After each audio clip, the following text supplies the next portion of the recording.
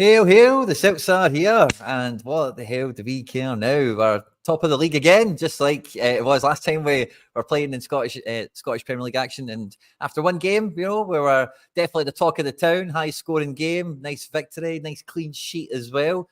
And, it was a great weekend. I think all Celtic fans around the world were having their Guinnesses, were having their Magners or whatever it is that they take to the streets with after the Hoops have won.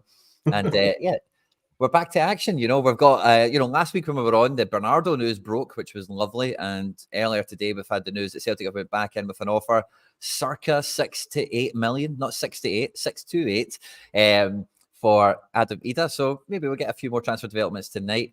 But yeah, plenty of action going on. We're here for the Sorare Celtic Supporters Club, the CSC. I'm Quinny and I'm joined as always by McBrideAce. Good to see you, mate. Hail, hail. Good evening. I've opened a Guinness in celebration of Celtic opening the biscuit tin. That's the news broke. We're going to get Ida. So yeah, all good. Really enjoyed the game at the weekend. Brilliant to be back, to be honest, and really good performance. So yeah, looking forward to the weekend again. The game's coming thick and fast now as well, and let's see what happens in the good old transfer window. Yeah, well, getting the biscuit tin open is probably the way of doing it, and we were saying last week, Ali especially was quite chuffed with. I don't mind getting Bernardo in, but I'm glad that we got him in for the right price. And fair enough, we didn't take him to America, right? Fair enough, we didn't play some preseason games or whatever. But rather than paying 6 to 7 million, we pay 3.5. So I think fine, right? But we're at the stage now where we're paying the asking price for Norwich for Adam Ida. So hopefully this move just gets buttoned. The biscuit tin's open. It's like, right, here's your fucking money. Just gaze them.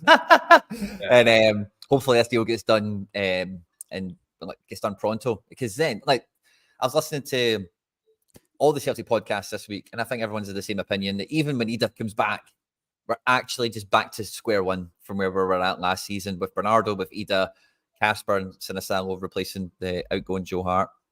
So let's get this move done. Let's get it done. Let's get him in the building and finally put some effort, put some resources into upgrading the team. Finally. Yeah.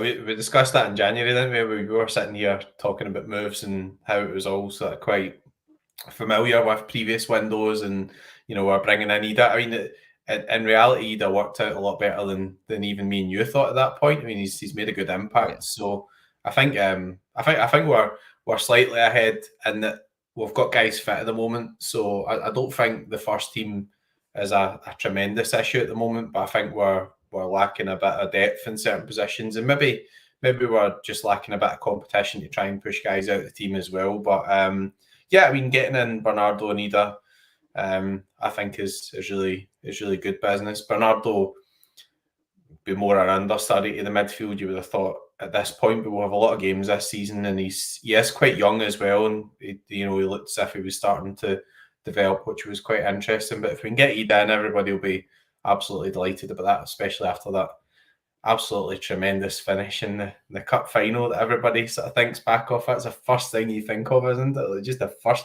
memory that comes into your head is obviously the end of last season. So if we do that and we add one or two, then I think everybody would be pretty pleased with that. Yeah, and there were definitely worthy acquisitions to bring in. I think Bernardo's got a place in this squad where he definitely makes the bench a lot better. And if you do want to rotate, he's robust, he gets about, he's played at a decent enough level. And Ida, definitely won, I think, every Celtic fan over. There was definitely the Bojan Majovski train is still going. Although he's on his way now, it sounds like, to Girona in Spain. But everyone was after Bojan, and if it wasn't Bojan Majovski, it was going to be a letdown. And when it was somebody out of the Rodgers phone book for Ida, he did come under here. He did come up here having to prove himself, as it were, or he didn't come into any sort of fanfare and oh, what a great signing. And he did great, every time he was on.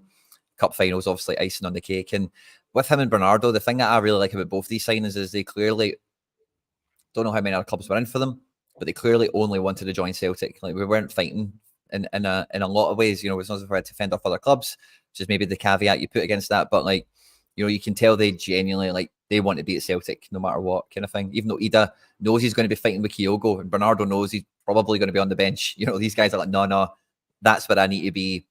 Get me there, and I'll make the best of it. Yeah, I think he'll still start plenty of games. I mean, I was thinking back to last season, and Kyogo's away record was actually pretty poor. So it was good to have a need at the end of the season. Remember the game against Kilmarnock where he played and we just sort of changed tactic a wee bit. We started missing out the press, and he was brilliant in that game. There was no two ways about it. We finished the season really strong. So I think we finished the season strong. I think we started the season strong as well. If you believe every transfer rumour that comes out, then half of the midfield or 2/3 of the midfield might be away to other places, etc. So let's see who we can hold on to. Let's see who we can add in.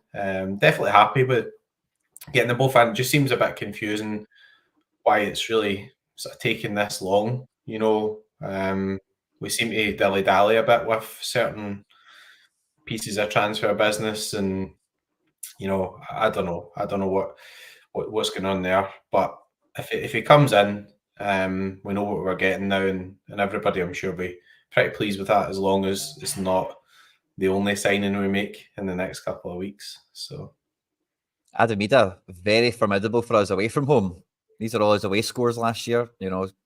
Yeah. Decisive a game on average, easy. Yeah, I mean, the goals against Hibs and Motherwell were real crucial goals as well, because I think what game came first? Was it the Motherwell game? The Hibs game? So yeah, sort of games where we weren't really guaranteed to get over the line. I think the Motherwell game, we could well have dropped points in that game. I think the first goal he scored was in like the 89th minute or something, So those were real sort of momentum turning type games where we could have really found ourselves a good few points behind in the title race. So really important goals, and we don't know what we're getting. We've managed to also move out which I think he was just imagining in your head we've only paid 3 or 4 million for him and just be done with it type thing. It is what it is. I think for that point of view, and people forget as well. They might say, well, maybe he is only worth 3 or 4 million, but then he's come to Celtic, he's won things. He scored a really good goal, albeit it was a friendly for Ireland, but it looks as if he's starting to sort of nail a place for Ireland and everything as well. So those types of things do have an effect on how people value players. It's just one of those things. And Norwich got 20 million euros for Gabriel Sara, and he's a different type of player, and he's a really high quality midfielder, Brazilian. That probably adds on 1 or 2 million when you're doing negotiations. But if we're going to go and buy guys that are young from the English Championship or whatever, then that you just got to realise what the type of going rate is, and that's it. Majowski, I mean, if we'd have bought him, it would have saved us getting a roasting, wouldn't it? He absolutely roasted Rocky that day away at Aberdeen, where we lost it. We beat 2-1 that day. I can't remember what we did. I think we get beat, but I think Majowski would have also been a good addition. But if we get Eden, it's proven he's been a good foil to Furuhashi, and he started the season really quite sharp as well. So that's quite an exciting strike force. I think we're getting there in that area. Yeah, I'd agree. For me, Majowski has to be in the main thing I've always had against him joining Celtic is it needs to be cheaper. We should be paying for a guy like that.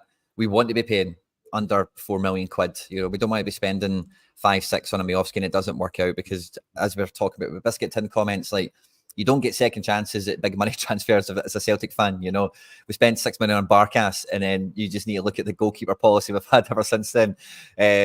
To see that we don't want this board to be bitten by a high fee transfer that doesn't materialise. As far as Majowski in La Liga, he's not definitely going to be getting games, to be honest with you. He could score goals there. I don't know how often he'll play. He might be fine, but Girona, different proposition to playing at Celtic in a lot of different ways as well. And sometimes players do suit different leagues a little bit better, as we've seen with some of the Scottish guys that went to Italy and just took a duck to water to it, even though it's a higher level, the style of it is commensurate, and it works out. So I think he'll do well enough there. I don't think there's a great expectation from me that he's going to play enough to score loads of goals in La Liga. If he scored more than 5, I would be surprised. But yeah, really happy with the signing. I think the thing that I really liked about it over Majowski at the time, and I'm kind of going back to it again on this conversation, but like Ida is like a proven bottom end Prem, top to mid end Championship kind of level player, and physically and like football. I wouldn't even say football IQ, but the ability to be like coached into a team. You know, it's not necessarily the player doing a lot of the thinking, but taking instructions from the coaches, the managers, and whatever. He's got that before he came to us, and like you were saying, McBride, he's now been to finals. He's now come off the bench and scored in the derby. He's now done it in the shirt, and that experience is invaluable. You know, because everyone else you're buying is for the hope they can do that, but when you know someone can do it, it takes a lot of the jeopardy out the transfer. So that was kind of my clutch that I had to when we done the loan, in terms of like, well, at least this guy's played against like really big teams. Miovski has played against us, obviously, but beyond that, it's just the European exposure that Aberdeen had, which wasn't too bad, but it's not the same as a guy that's played his whole career at a level in a certain type of environment, which can translate over, which we're all about, you know. Do we think McKenna would have been a good addition? McKenna's just signed for Las Palmas, hasn't he? Yeah. Which I heard, I don't know if it was Jay, but somebody, I think it might have been Jay, but somebody called them, because they've signed Oliver McBurney, Yas Palmas. With McKenna and McBurney, it's a topper, isn't it? Yas Palmas. Go to Gran Canaria, play some soccer ball. Yeah.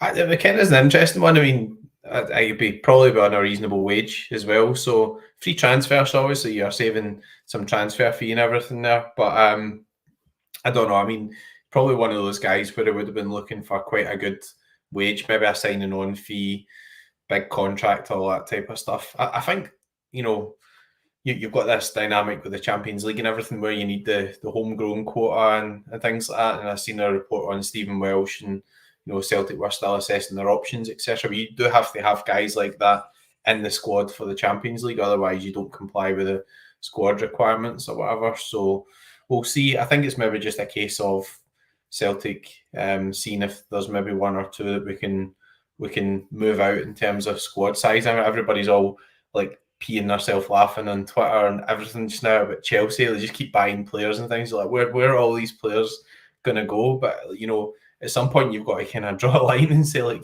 you know, how many players do we need in that position type thing? You know, come to Champions League and Bain will just be sitting in the bench just to make up some sort of European quota or whatever for a laugh and that type of thing. So yeah, it's interesting. But I mean, just one thing to add. But the weekend, I thought Kasper Schmeichel looked really, really comfortable, and we might not feel as if we moved the team or the squad forward by signing him, and I love Joe Hart. You know, it's, you know me, I love Joe, but I think actually he could be an upgrade in Joe Hart. So just seeing the way he played the ball out for the back and how comfortable he was, and it was nice to see that, because we've had situations with Barkas and everything. You just feel immediately that you're in safe hands, for want of a better word. So I think that's going to prove to be a real shrewd bit of business, that, to be honest. I agree. We were at the game thanks to the hospitality of McBride himself. So we had a great time in the Kerrydale before, during and after. And one of the things that I was quite impressed with Schmeichel was, like, see, when the ball comes out from the goalkeeper, he was maybe playing it to Scales or Taylor or whoever. The first thing he does is runs to here straight away. And then that just puts, like, and our defence walk up to the halfway line anyway. But he kind of jogs there to that position. And then it does force them to cover their ground a bit quicker, because, you know, they can't be that close. It's just a bomb scare. And it might not sound like much, right? Joe Hart did a bit of that as well. But it's just that kind of confidence where it's just like, right, we're attacking now, guys. Ball's down, play it. And now I'm coming up, because we're going to put them into their own half, and the whole team can kind of move a little bit. It sounds like a small thing, I know. He did have that kind of aura, that presence in the box with the few saves he made and all the times he had to play out from the back. A few nice kind of range of passing as well from him. Wasn't shy to zip it straight into midfield either. Whenever like McGregor would pop into this area, he wasn't shy just to feed it in there, which is definitely the test of a goalkeeper's confidence, I would say, on the ball. So yeah, it could be an upgrade. You know, we've kind of spoken about that a few times now, haven't we? Like, when was the last time Schmeichel wasn't better than Joe Hart, you know, for the last, like, their careers, essentially. So even though at their twilight, we might have a better, like, all-rounder, you know, out of this one. So I definitely felt like, you know, that and the team as a whole, it was a great performance, like you mentioned in the intro, mate. But like it did feel like a slightly different team to last year. Like it just felt that the place was just everything was lubricated a little bit better. You know, the ball was zipping, everyone knew their place, people were doubling up and overloading, and Greg Taylor went everywhere in this game, like everywhere. I think with the haircut, it was hard to keep track of Taylor, Hatate, and Kuhn. But if you were ever in doubt of who it was Taylor.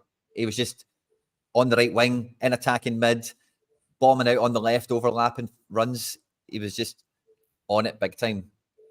Yeah, I was quite lubricated after the Kerry deal, to be fair. So I don't remember all of that, but yeah, I mean, I just thought it was a really good performance.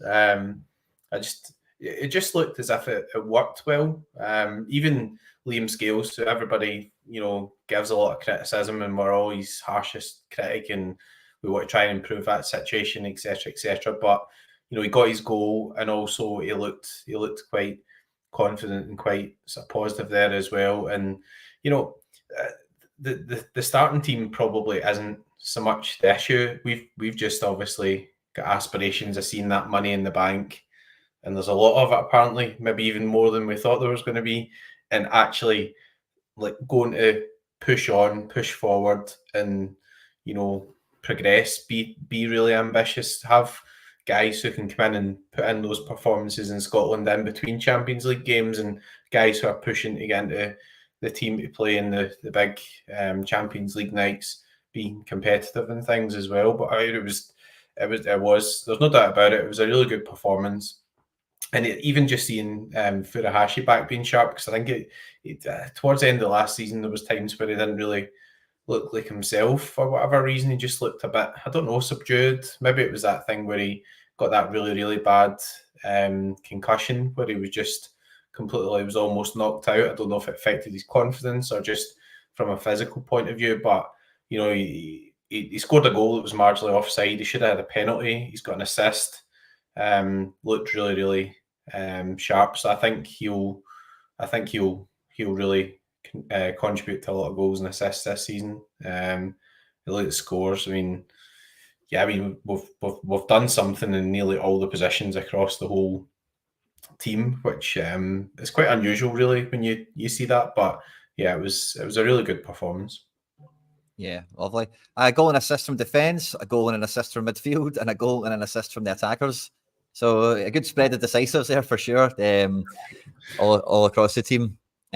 Big Scales as well took the headlines, dropping in a 100-point score. He ran the show in terms of scoreable actions. 2 attempted assists, a bunch of balls into the box, 2 shots on target. He did score 1, and he could have got another. Like, I think we've all seen that. 169 accurate passes, 50 of them in the final third is incredible for a centre-back. 20 long passes into the opposition, tackles and clearances, all that good stuff that you want to see. And also he got his goal. And I think really, like, that was the only thing I was missing from Scales last season and from Vickers is final third, like, set-piece presence, because we've not been scoring, like, headers and that kind of thing from our centre-backs, which is kind of what you expect from a good centre-back, is they can chip in with 5 goals a year somewhere. So it was good to see that Scales, he has always been getting into the box. I think Vickers goes up for a fair amount of them also, but we don't really get enough goals out of them. Yeah. And obviously, everyone from a Sorare point of view was a bit disappointed Maeda was out, sitting wrecked a few lineups and things, but even just James Forrest, just slotting in there, like, again, 54 and not having a goal and assist is actually a good quality performance. I suppose Kilmarnock sat in, but it's worth remembering that sometimes teams sit in and we don't create, or we don't have effective games, and it was like 4-0 going on 6 or 7. Really, it wasn't even really a 4-0 game. It was just a really good, enjoyable performance. And you always feel that Celtic will be up for it, with it being Flagday. It feels quite special that day. Obviously all the stuff that goes on with the flag, taking the trophy up the Celtic way.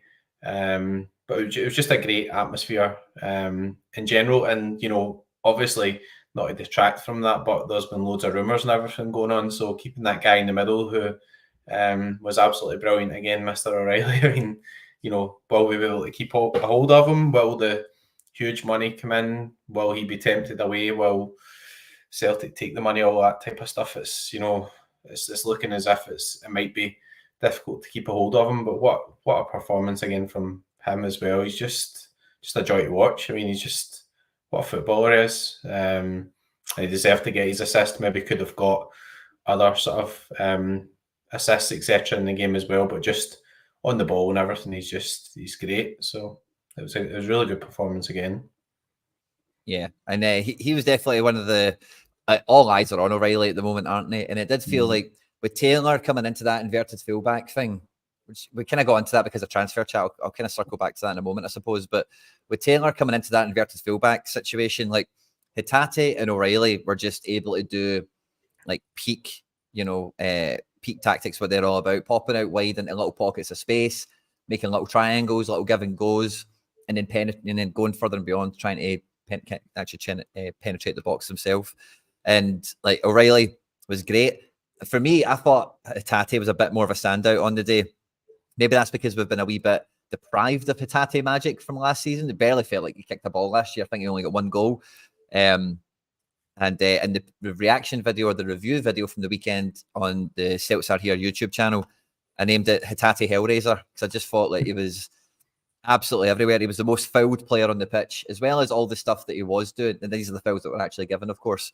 It's on top of all the stuff he was doing, like getting into the final third and being like, when Hatate's on it, it's just everything's quick. Everything's a couple of touches or it's direct and it's just putting Kamara on the back foot. And even though they were like really deep themselves anyway, like every time Hatate got on the ball, it just felt like they were crapping it, And then Taylor's over there, like overloading or overlapping, depending on what was going on.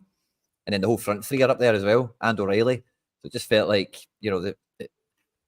O'Reilly and Hatate, of course, separately, fantastic. I just felt the energy Hatate gave was like a real part of the catalyst for what we've seen. Yeah. I mean, I was going to see a few of the comments, Kilmarnock weren't great and maybe they're a bit tired for midweek. And I get all that, but I mean, I remember the game last season where we had to win the game to secure the league and we're going to Kilmarnock and you've got that pitch. And, Kilmarnock have had results against us, put us out the cup last season. So that ended the treble hopes when we get put out the cup. We've dropped points against Kilmarnock in various occasions. Maybe didn't offer much going forward, but usually they are quite well organised. So I think we should focus on the positives because, having Hatate firing offers something different in the middle of the park. I mean, we really missed him last season when he was out, and that was one of the main issues. And to come back to depth, we talked about that, I think, last week as well. When we've got everybody there fit and firing and everything, that's maybe not so much of a problem. The problem this season is you're going to have 8 Champions League games. You want to really be firing in all the cups. You want to be collecting points in the league and everything. So we've got a lot of games. So you might need to rotate a wee bit to keep up the sort of freshness and keep up the energy levels. And you might get points where somebody bruises Dyson's knee or, still makes miraculous recoveries and is out for the season and, he comes back early. But remember when he came back, we were all gutted. We thought, he's going to be out for the end of the season. And he made that miraculous recovery and he was brilliant at the end of the season as well. So yeah, I don't think any of that stuff really is an issue in terms of performance. Just if Greg Taylor gets injured just now, what we're going to do then, that's really not a situation I don't think we can leave ourselves in when we've got all these fixtures starting to pile up as soon as the group games and everything are all drawn. So looking forward to it. And we've got a bit of balance coming into the live chat. People are saying Kelly had midweek and they were pretty terrible and they were knackered and all the rest of it. Aye, fine. But yeah, Derek McInnes doesn't bring a team to Parkhead to lie down. Like, I don't think, there was any lack of gusto or desire when upon arrival, and it was just how quickly we removed that from them and just made it its damage limitation fuse a day. And that's kind of the way their day shook out ultimately. And then Michael Ross, I've had to address this on a number of times on the channel, right? I will actually be moving out the studio in a few weeks, but it's not blue. It's Egyptian porcelain. It's not actually blue. So, and then, yes, I guess my room and seeing green and white, Quinny, and just thinking that is better. That is better. Sort of with the lighting in the camera.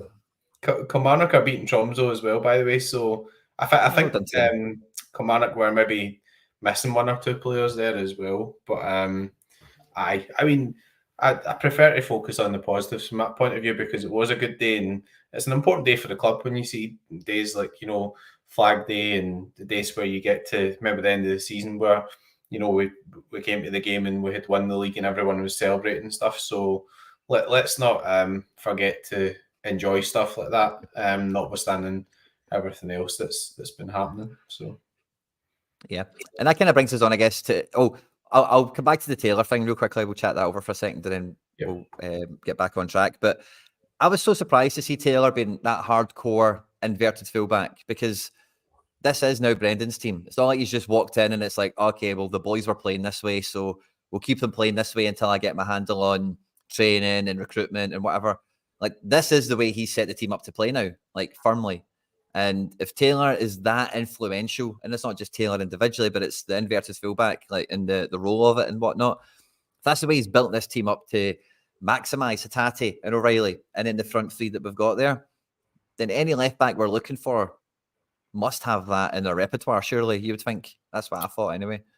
Yeah, it was a real good day as well, because we were able to bring off Johnson and just sort of not push him too hard after having the hard summer and things as well. But, you know, Alistair Johnson, pretty sure played a lot of, like, you know, sort of like back three, right centre back for, so he might have started off in Nashville and then where was signed from, was in Montreal. So anyway, I think he's quite, like, he's able to play the more defensive position as well. So it was quite interesting, because we were kind of sitting behind the goals and you could see the way we were setting up that maybe, you know, Scales had maybe shifted over a wee bit to allow that to happen as well. So maybe at points you were kind of going into more of a sort of back three. So maybe Brendan's been watching Man City or something. I don't know. He's like the top level teams do that. You know, like Guardiola or Kanji or, you know, guys like that you see in the Premier League, and they're so comfortable in playing different positions and they have different ideas. But, you know, it's nice to see that, because, you know, with a couple of good results in pre-season, and sometimes you think, well, okay, it's only pre-season and, you know, that's no use if you don't turn up and you play well at the start of the season. But we did follow through on that and kept the sort of momentum going from those good performances. So if it's a tactical thing, whatever, then so be it. Really don't mind it. Good to see. And Taylor got an assist, right? So, you know, he got in that position round about there and he got the ball to Hatate and he got himself an assist. So it definitely did work on the day. There's no two ways about that. Yeah. And we've seen it quite well because we were behind like this goal over here. But like Scales had like freedom to come right into this channel quite a lot, you know, and he was like, mainly, it's probably the main difference I've seen from the weekend to last season is maybe Scales would get to here and then give the ball away, but it was getting to like here and then giving the ball. I don't mean give the ball away, but like pass it on to someone, play the ball on, kind of thing. Are we out to where the ball boys are sometimes? Aye. So a wee bit more braver from him. Maybe he's got a bit more confidence about him, but he just got that extra little bit higher, which just puts these guys a little bit further back, and then it just means that, you know, Taylor, Hatate, Forrest, whoever it is that's coming onto the ball, are just that little bit closer to goal and a little bit more dangerous. So, and then you've got Alistair Johnson kind of tucking in, and Carter Vickers isn't moving anywhere. He is just the last man, isn't he? He's just the fridge. So yeah, like if this is the way that we're shaping up, like the left back, you think should be able to do this as well. Or of course, the alternative is that like we get a different type of a left back, so we can play Taylor and do this shit, or we can play a guy that wants to run up and down the line and, you know, is good at tracking back and can whip a ball in from out wide, and they're kind of like standard left back. But when I seen, I say just when I seen him, he was ending up over here all the time as well, and just being that like proper inverted fullback like we've seen season one with Ange. It's like Rodgers is still pushing this at the team, you know, like this is the style of play, this is the route to go. And it seems mental to me that they would bring in a left back that doesn't do that, and then you're changing the patterns of play for the whole team on the new signing you'll bring in after doing the pre-season and after building into this bit of form we've got. So yeah, it might be something they were working on for the. I mean, if you think last season, so there's two things. Firstly, when we played Kilmarnock away and Ida started, everyone was surprised Ida started. The first question was, why is Furuhashi not starting? And then when Ida played and Kilmarnock were going for the press, the ball was going past the press, Ida was linking up the play and would cause them all sorts of problems. So that's one thing you've got to give Rodgers credit for, because he made that selection that night and we absolutely destroyed Kilmarnock that night as well. Then you think about the weekend. If that's us learning a bit from those games last season where we were struggling to break down teams, then definitely I'm all for it. And if you look at those wide positions as well, I think there's a small element of that where Nicholas Kuhn's improved. He looks like he's more confident, and also, maybe everybody, I don't know, some people maybe do like Palma. Jury's out, I would say, but the problem with Palma is he struggles to beat a guy, so he's not always that secure in possession. So Greg Taylor gives the ball to Palma.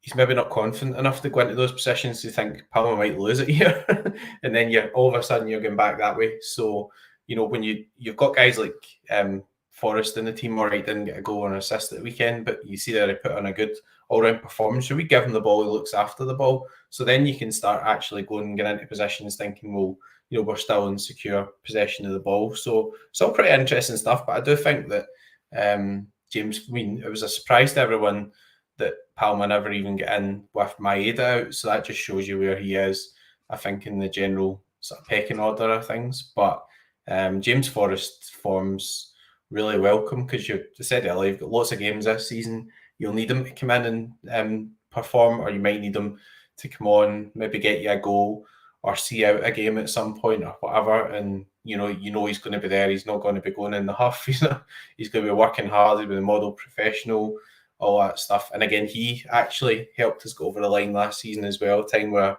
maybe some of the guys who'd come in didn't have the experience of that. He scored 2 really good goals. Dundee away from home, wasn't it? That game we just sort of scraped over the line again as well. But he delivered that day as well. So I think there's definitely lots of positives to be had there. And the left back position, maybe if we got somebody different, that might be a help for different types of games. Maybe somebody who's a bit more athletic would be an interesting option in terms of how you line up as well. Because I think the big problem with Liam Scales is he's probably not the most athletic of centre backs. So if Taylor gets caught out of position, then you've got a real problem in that side. Whereas you don't really tend to have the same problem on the right hand side, because you've got Johnson there, you've got Carter Vickers there who can maybe cover a bit more ground, or you don't really have a defensive midfielder who's just going to charge over and fill in that position to let people go and play their football, etc. But yeah, I don't think you can really fault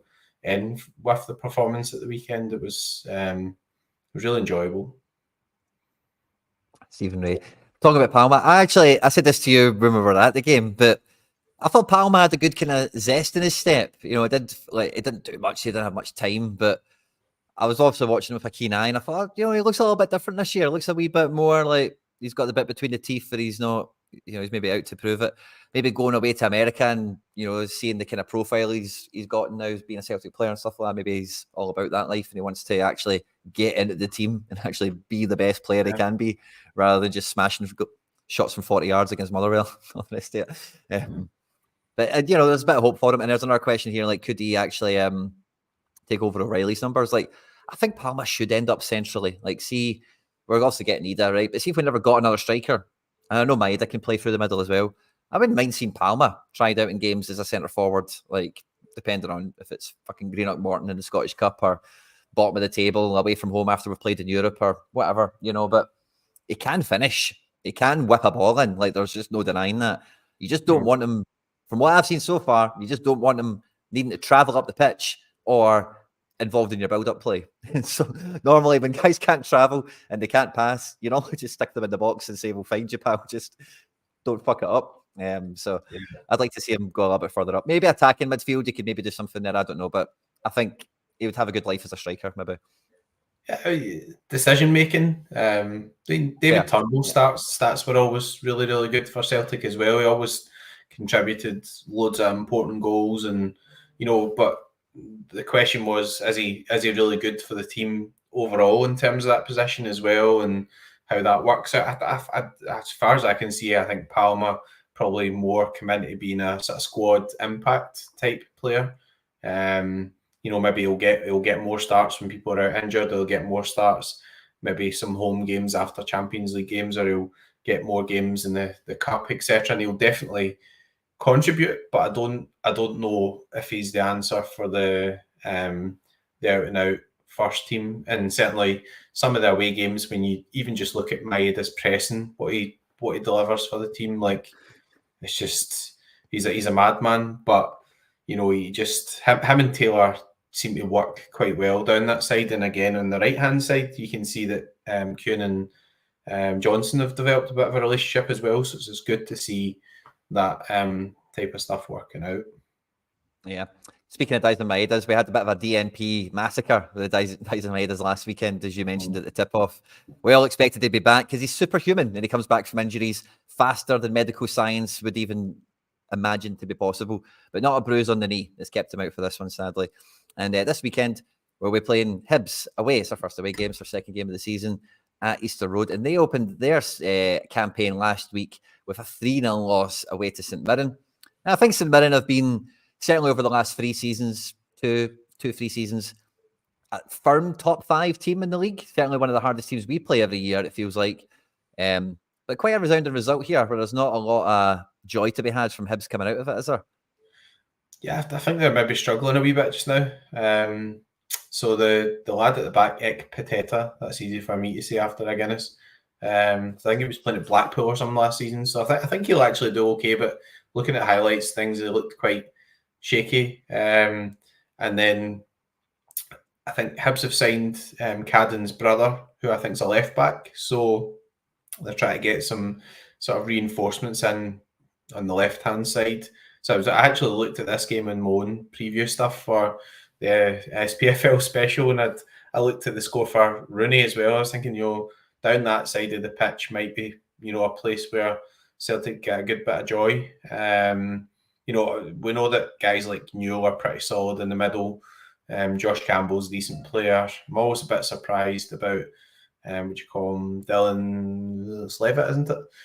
He scored against us the last time, so he doesn't get more games. I think he might be injured at the moment as well. So Hibs definitely do have some good players or whatever, but I think they'll be hovering about getting in the top 6, round about there. I don't think they'll be pushing up there with Hearts and Aberdeen. We'll see. Looks like they've brought in good manager. I think they've made some good signings as well. Maitov, the lad in midfield, can't remember his name as well, signed him from one of the Scandinavian teams. So good start for them. So yeah, I think we just need to go and look after our own sort of business again there in Sunday, and just play the way we played again at the weekend. I'm quite confident. Obviously, it's a away game and it doesn't always work out that way, but I think we'll score a couple again. Yeah, I think so too. I don't think that Joe Bursik, of course, is a goalkeeper we're familiar with, a youth prospect, English youth international from Bruges. So that was a wee bit of an eye catcher. So seeing him concede 3 on his debut, probably wasn't in the script as such. But yeah, I don't think this Hibs team is to be feared. And on the predicted 11 that we've got coming into the weekend for Hibs, it looks very, let me mag this in a bit more, see if, it doesn't really work.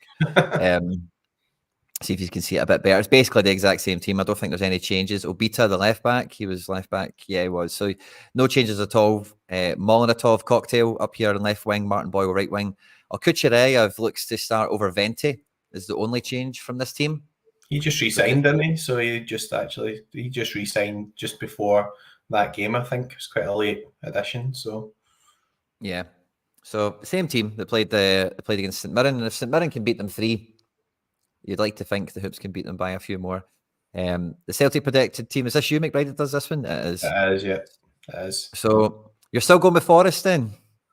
I think so. I mean, I listened to the Rodgers interview and he said he would want to get Maeda back out on the pitch and would take it week by week. So that was kind of suggesting to me that when you start talking about taking it week by week or whatever, then that yeah, I don't know. I don't think after that performance there's a huge rush to get him back in. If he's doubtful, if he's fine and he's flying and he's all that sort of stuff, then fine. But after this game, we've got Hibs away in the cup again, the following weekend. So there's plenty of games coming up for him if need be. But I just think that after those comments and after him being completely out of the squad at the weekend, maybe one of those scenarios where he comes in, maybe plays 20 or 30 minutes. Yeah. I've been wanting to watch out for. I've been waiting for the weekly edition of Celtic training pictures to come out, so we can see how happy does he look? Is he with the main group? What colour's his bib? You know, all that kind of stuff.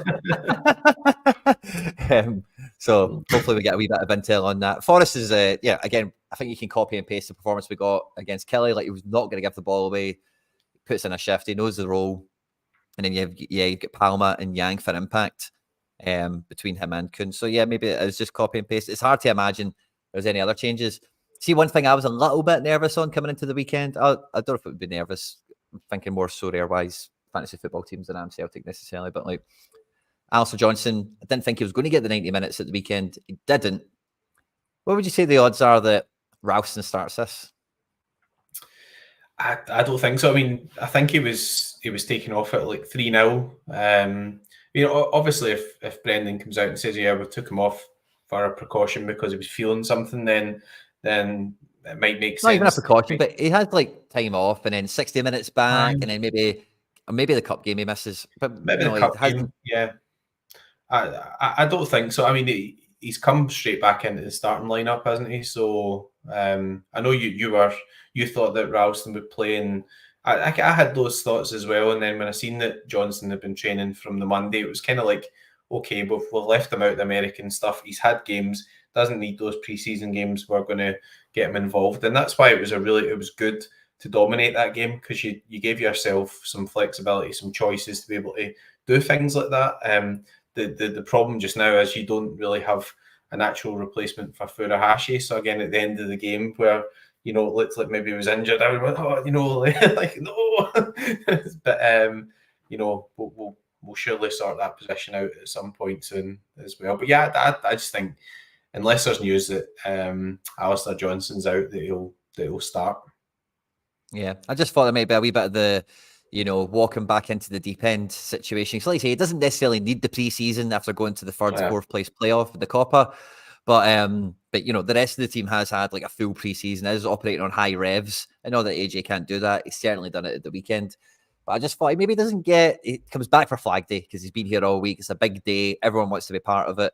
So he comes back for Flag Day. Then maybe there's a week or two where, but again, with the cup game being so close, that feels like an easy spot for him to maybe get that extra time on the training pitch rather than match prep and working out and all the rest of it. So yeah, it's probably, you've got to hear 95% Alistair Johnson.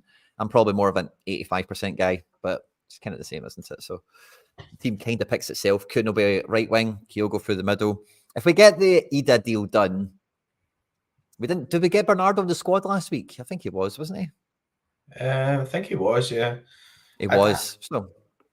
I don't think we're really at the stage where we need to start messing about too much. I mean, I think the point where we will need to do that, we need to manage minutes, will come a wee bit later on. So, fair. Okay, there's a cup game coming up, but there's a full weekend between games as well. So we're not really at that point yet where you're talking about, we're going to be playing Saturday or Sunday, Wednesday, and then Saturday or Sunday a game, and the games are really piling up type thing. So I think it should be an easier job for me to predict on Predictor 5 at the moment, but I'm sure it'll become more tricky as the season goes on. So yeah, so it's probably going to be copy and paste, same team as before. I think that's probably the most likely. I'm with you there, but I still reserve a wee bit of hope that we get some training pictures tomorrow when Dyson's doing cartwheels. Oh yeah. That'd be good to great. get him involved. I mean, he's one of those guys. Like, I think he's quite infectious in terms of the rest of the team because of the pressing, and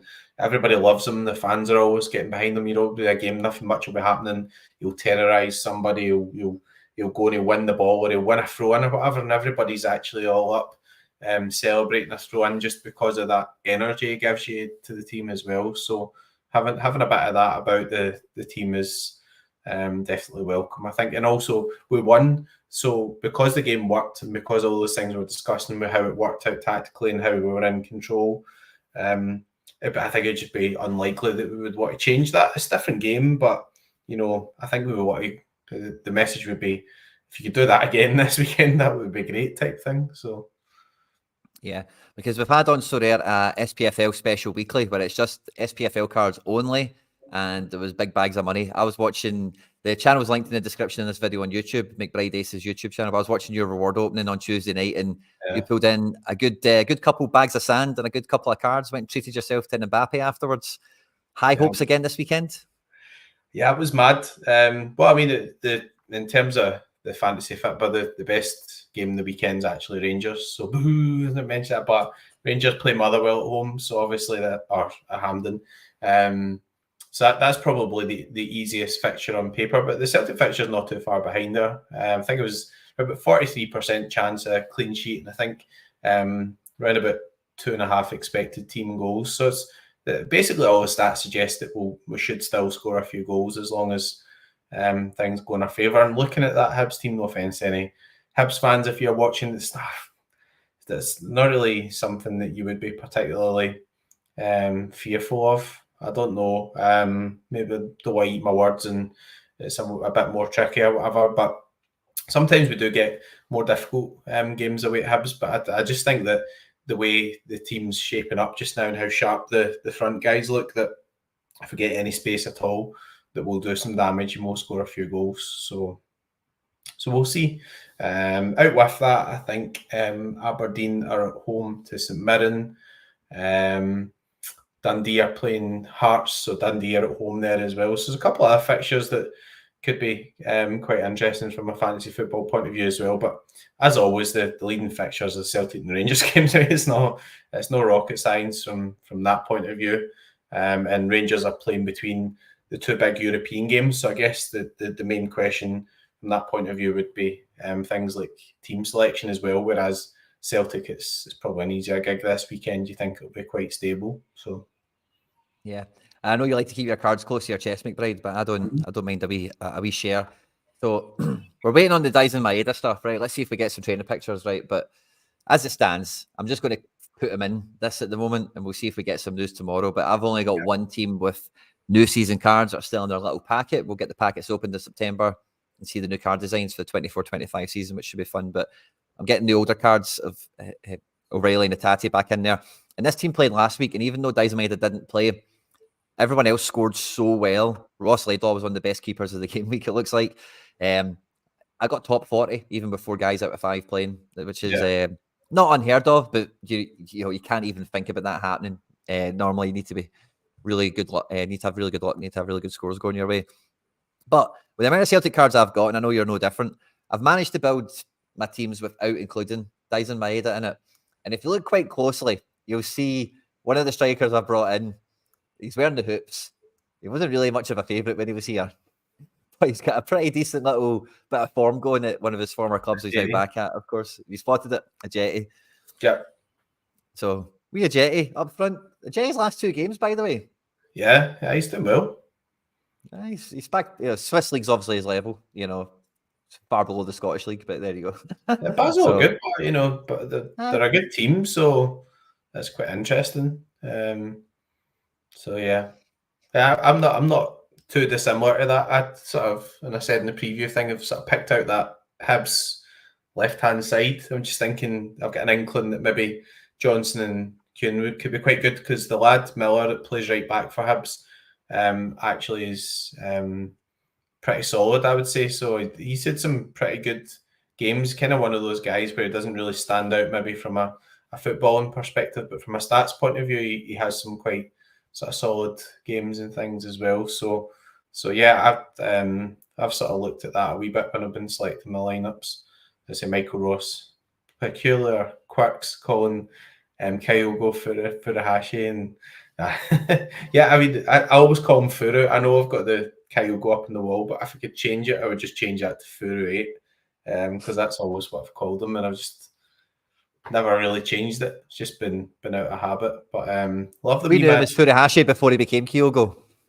Aye, that's it. I mean, that's the beauty of the fantasy football as well. I mean, I remember waking up that morning and getting a message saying we'd signed Furuhashi, and there was no links or anything before that. So maybe that's reassuring for this transfer window that one day we'll wake up and we'll have signed somebody.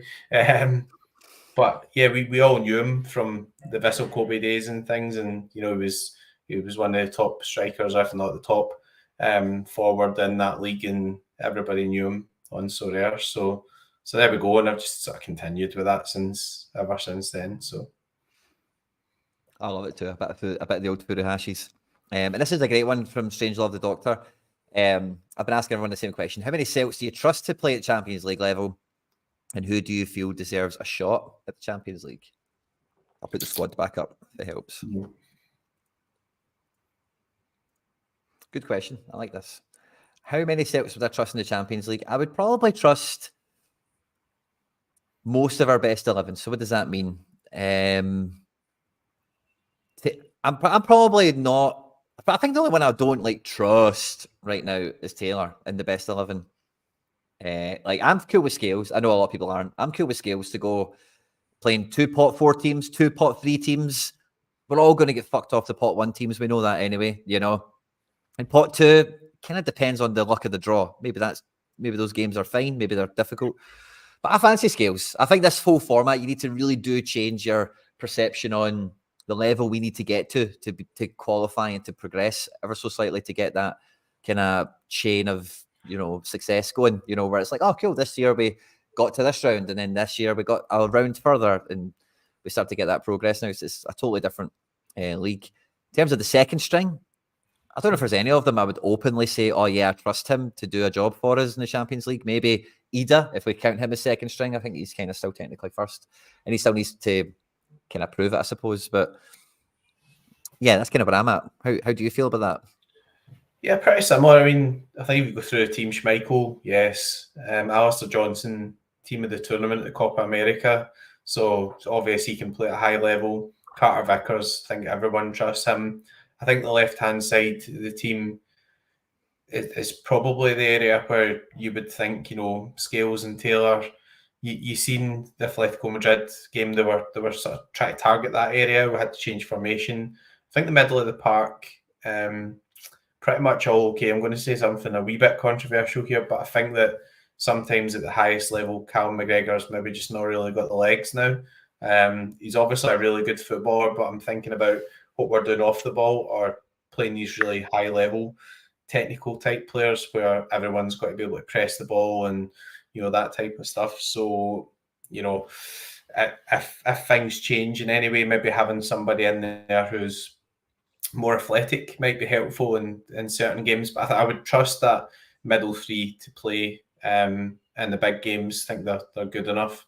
Up front, I think Dyson and Kyogo, or Furu as I call him, we had games where we created really good chances and we missed loads of chances. Thinking away back to the Real Madrid game where we could have scored a couple of goals in the first half, we just didn't actually score any goals and then still get scudded. And Nicholas Kuhn, I think, is an interesting one because he started playing a bit better, but I think he's still got a bit to prove. Still a bit inconsistent. One good performance, not really enough. We want to see that every week, and then we can say, well, okay, we can trust him. And I think the Champions League at the top level, you can't afford to give the ball away cheaply as well. Sometimes you've got possession, you've got to make sure you keep the ball, and that's where maybe James Forrest actually would have an edge on him from that point of view because he's got the experience and he's really good at the decision making of when to release the ball, when to keep the ball, when to take a risk, that type of thing. Because as soon as Kuhn gives the ball away cheaply or whatever, that Scalabrini and Greg Taylor are all looking that way. And when we're running back and looking that way in the counter-attack, I think that's where we're a bit more vulnerable. But I would trust most of them. I just think that doesn't mean that we can't aim to sort of improve some of the positions as well. Or maybe we just bring in some guys there who give us a different tactical option for games where, maybe it's a different type of game. We're playing against a Lazio or whatever who are going to sit in but are really, really dangerous on the break, and we need to be mindful of that. And you've got those different sort of options for recovery. But it's like the first team's looking pretty good. I think it's just we just want to add those one or two pieces where you think, that he's under pressure for his place now, or maybe he's lost his place, and then that's a sign of moving the squad forward. We can bring those guys back in for some of the domestic games. So I'm with you on that, and I do agree. I don't think it's an athleticism thing, but with McGregor, I think you see it quite well with Scotland. Also, he's just not a defensive midfielder. He's just not a shield in front of the back four. He's not a hatchet man of a ball winner, you know. And he gets caught wrong side. He's not quite got the recovery pace when it's like all hands to the pump. Shit is hitting the fan right now. Yeah, he can sometimes. Don't get me wrong, but I think it's just he's just not that guy. And I would say Iwata, to answer the second part of that, like who deserves a shot. I think like.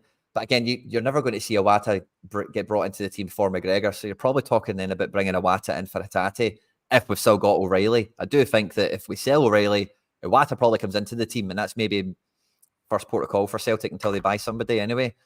But I think Iwata could do a job in the Champions League. I think he's a guy that's shown to be a solid midfielder for us, and like the defensive strength, positioning, all the stuff that you need. Like he's probably the best one at it that we've got at the club. So he's probably the one that deserves a shot to do it for us, you know, to help us stay tight at the back and like you say, not give the ball away cheaply in these positions. Yeah, I don't think he's a guy who looks that flash, but like sometimes that's what you need as well. You know, there's certain games where you need somebody to look after the ball. So I agree with you. I like Iwata as well. I think he gives you a good option in there.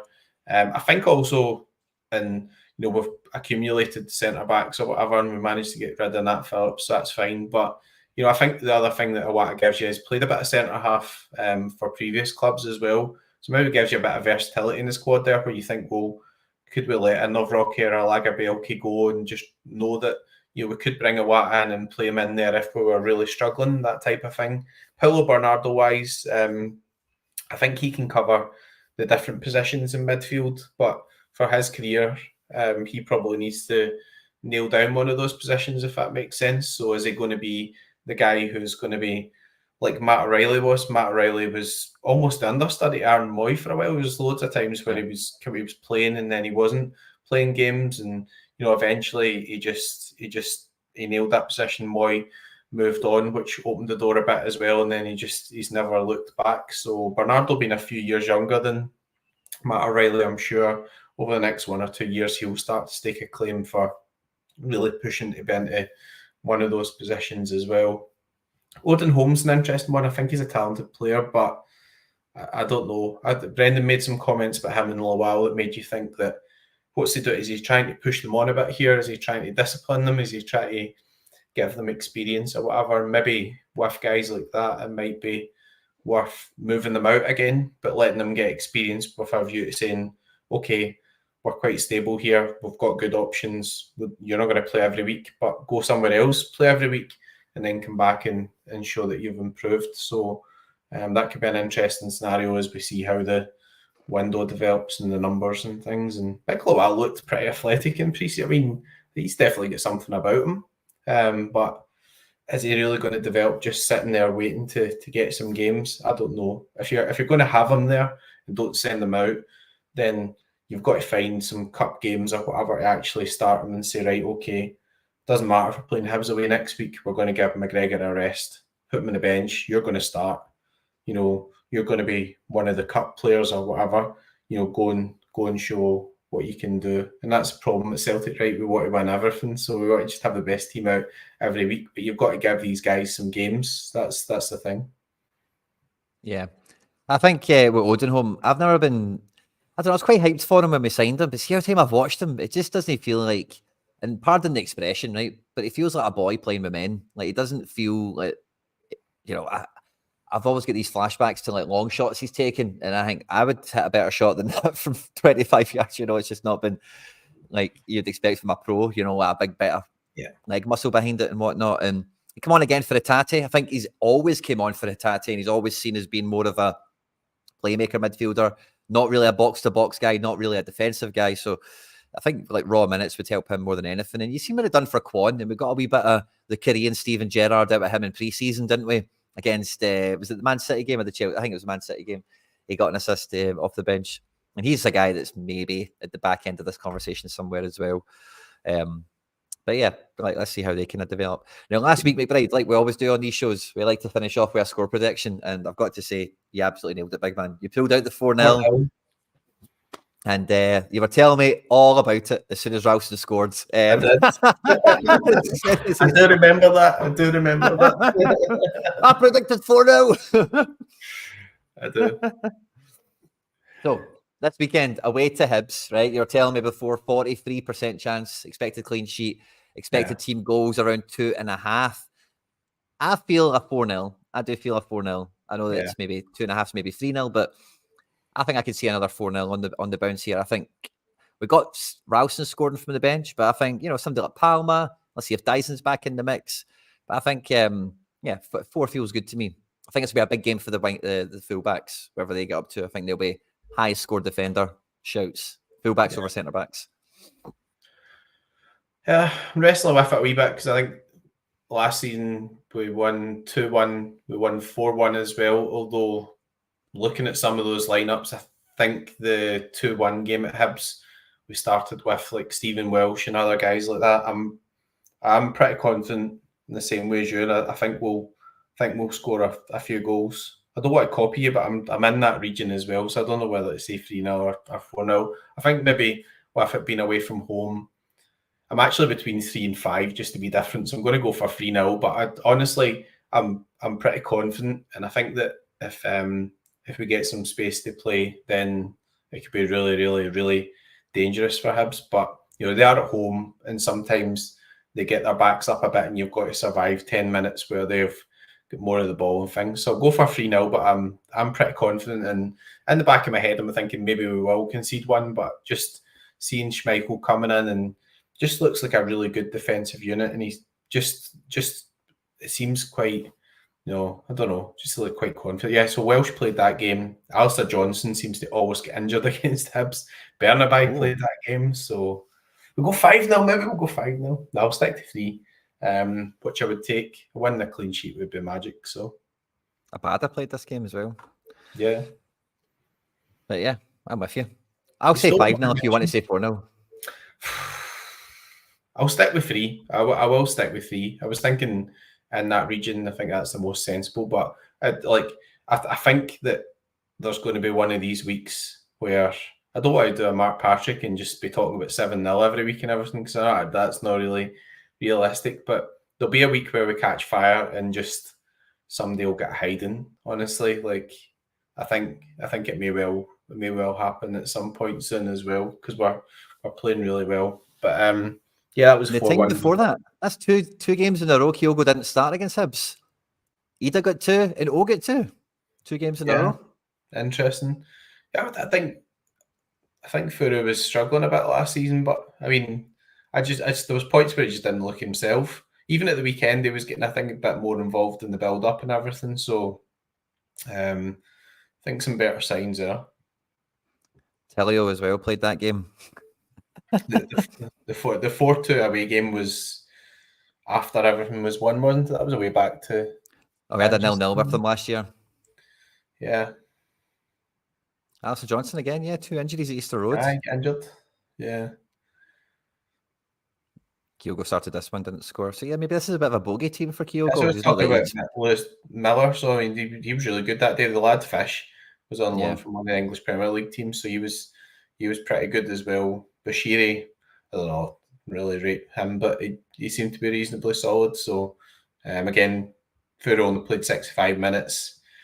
Bernardo played that game, so Hatate being out, I think we really sort of lose something in the midfield in terms of opening up some of those spaces. So I think Bernardo will improve, etc. But that was probably one of those points where he was just starting to come in for Hatate after not playing many games, etc. And he was maybe a bit rusty. So there we go. I'm quite confident that we'll win, to be honest. And 3 or 4-0 would be quite good for the fancy fit back in. So let's see if we're buying somebody next week or we're drowning our sorrows. We'll see. Well, we won't be drowning any sorrows. We're going to smash them. Go top of the league. Keep on looking down on the Rangers. As the song goes.